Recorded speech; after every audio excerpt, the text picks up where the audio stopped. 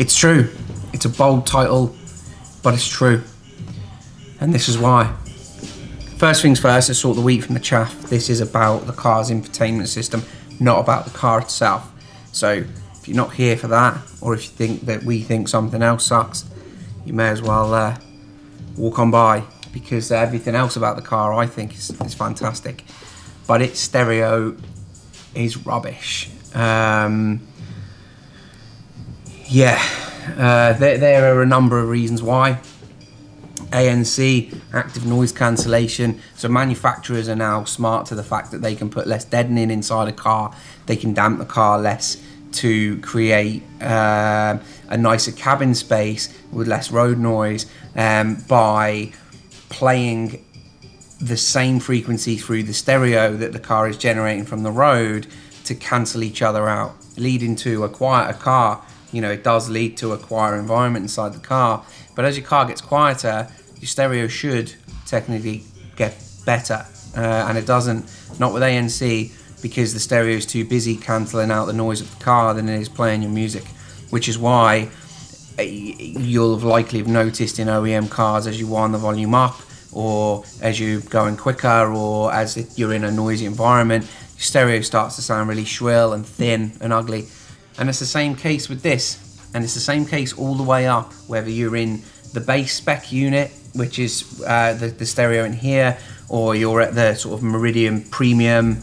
By the way, this being the base spec, the entry point system in this car has the same speakers as the Meridian system. So we've already taken them out there. You know, you're buying trickery, I would say, if you go further up the line, but less on that, we might get sued. Yeah, so anyway, active engine noise, engine pumping through the stereo now, sort of intake noise and things like that, rather than genuine intake noise. You know, as engines get more efficient, they get smaller, turbocharged, you know, dropping an amount of cylinders, whichever. Engines sound boring nowadays, great for the environment, terrible for your stereo. As you know, we're kind of all about sound, so things like ANC or ASD from BMWs, or stuff like that, anything that acts upon the stereo, we try and get rid of it as soon as we can, as early in the sort of sound chain as you can.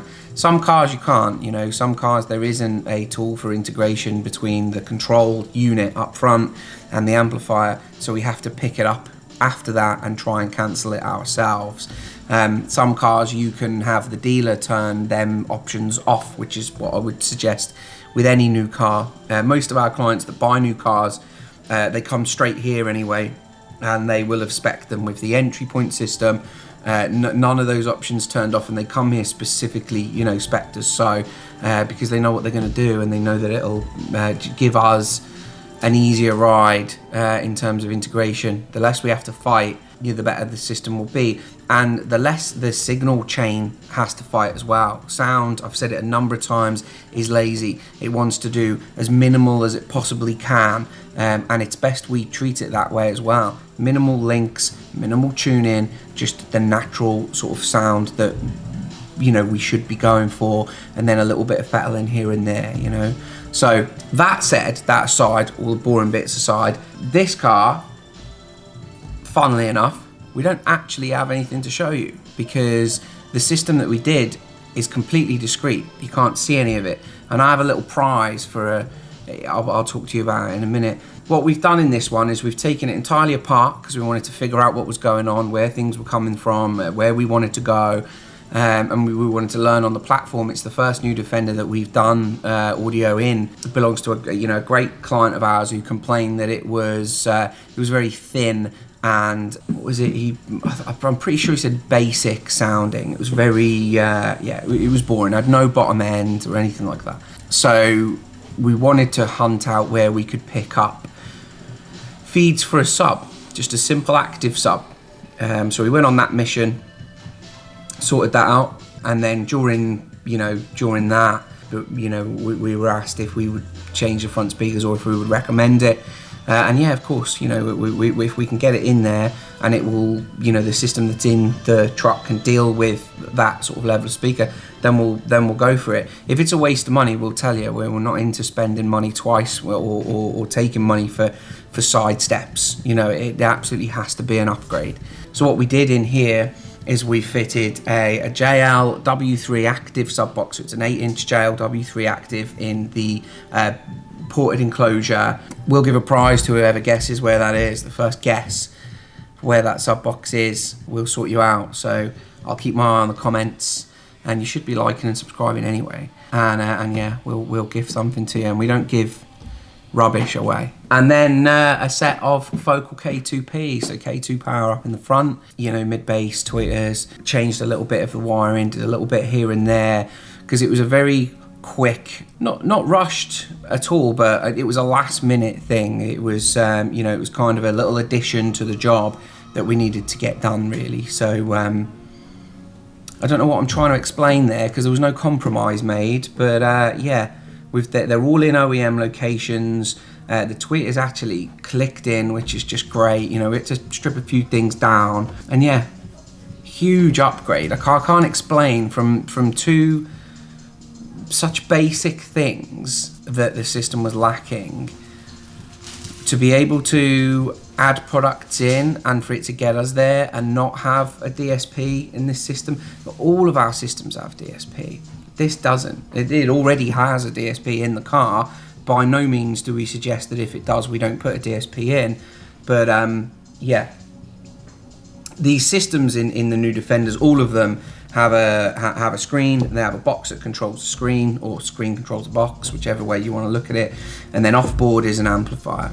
All right, so that's how we've had to work this system out. So it's took a little bit of time to do, but if you've got one and you haven't had something done, it sounds rubbish. I've been there, I've listened to the re-types, yeah, you know, and it's not my high standards. It just doesn't sound any good. And you can have a little listen to something that's had something very basic done, and you'll see the difference. All the emotion comes back into music, which is what it should be.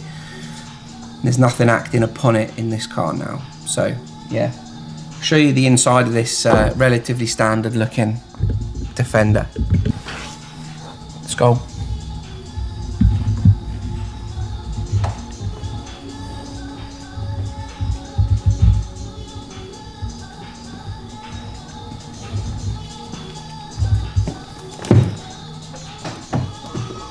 It's a gorgeous cockpit, this.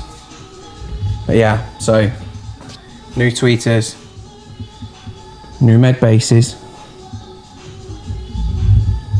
and there's a sub in here somewhere.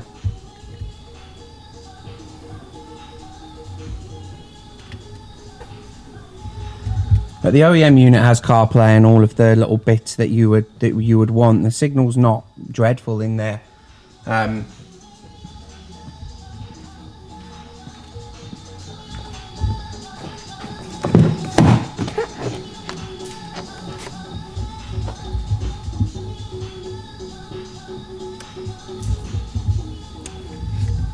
See, I didn't find using the unit too difficult at all. I quite enjoyed taking this car home. Actually, I take each one of them home for a test drive to prove that they can be in daily use and be reliable. Our systems have to be just, you know, completely reliable, as with anything really. But yeah, so wicked system, nothing to see. I'm so sorry, but you know, as cool as it is that you have sort of OEM fitting sort of systems like that, and that they can't be seen, and it's my personal favorite type of installation, it doesn't leave for very exciting videos. So hopefully my explanation on why these suck, which they do, and a lot of cars do, leads you to sort of get in touch. Maybe you should just give me a shout, and if you want more in depth on my explanation as to why the factory radio is rubbish, or the actual factory unit I like. It's just the sound. I don't know how someone can sit at a sort of manufacturer point. It's got to be someone's job to sit in there and listen, and how their ears can be so bad. I don't know. There's got to be efficiency and boring T's and C's and plenty of black and white involved to allow a stereo to sound like this. But yeah, if you've got a new Defender, you should be giving me a shout, because we'll sort it out for you. And a simple upgrade like this is relatively inexpensive. I mean, this is around a sort of £1,500 thing to do, so it's not like our sort of usual high-end systems. Of course, we can go as far as them in this, it's no problem at all. But in this case, we've got an active sub box, a set of speakers, and just some clever installation, and it works. Alright, so that's been my super exciting new Defender video. Sorry I haven't got all sorts of LED lights and Alcantara and hours of tuning to talk to you about, but it works. It does what it says on the tin. Alright, have a good weekend, guys. I'm Carl, the Studio in Car.